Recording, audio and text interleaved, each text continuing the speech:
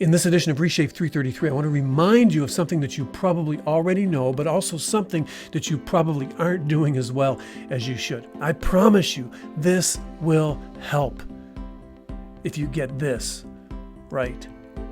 And I want to do it in the next 333 seconds. So let's get at it. When I was 31, I was asked to replant a dying rural church of 6 people. I knew nothing about church planting. Never read a book, never took a seminar, never had a seminary course. My wife and I had absolutely no clue what to do when we showed up. The only best thought that we had was, why don't we ask the people living around us what they would do? And so we did. We surveyed our community and we asked a couple of hundred people 4 simple questions. And the results of those questions shaped the next 2 decades. It was mind-blowing, really.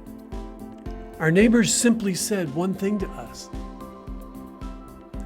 why don't you just love kids?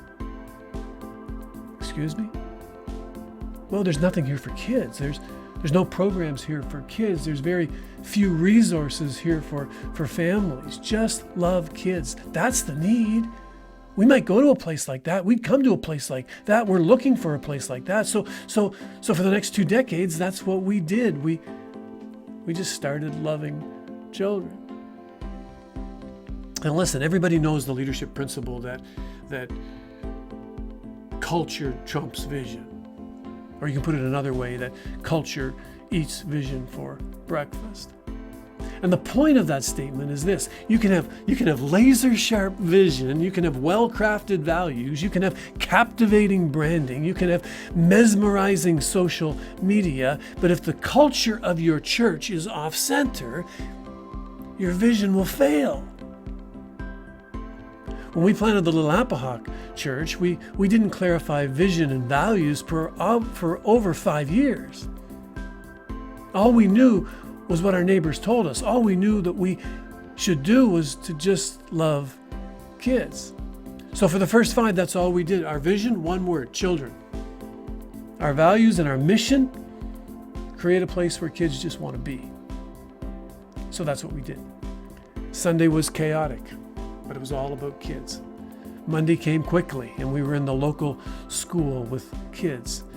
If there was a Canada Day celebration, a party in the park in our community, we were there. We were leading games for kids. If there were New Brunswick Day celebrations, we did a festival at that time for kids. Christian hockey clinics where we partnered with the local minor hockey association every September. Serving the schools, serving children, serving teachers. We built a facility that screamed, kids are welcome here. We love kids here. And we became the church for kids. If you lived within 20 minutes of our church and you thought kids, you thought us. The vision was so unsophisticated. But the culture was so well defined.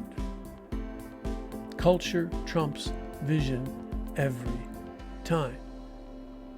Now, if you think about your church and you start to put some practical meat on these bones, and if you will take the steps to intentionally align your culture with those that you are called to serve in your neighborhood, it will change your church. It will change your community. Now, don't click away yet, because I want you to pick up some of the conversation starters that are going to come after I'm done. And if you're interested as well in the 4 questions that we used to gain information from our neighbors over 20 years ago, then let me ask you to subscribe to this channel, and let me ask you to hit the little notification bell.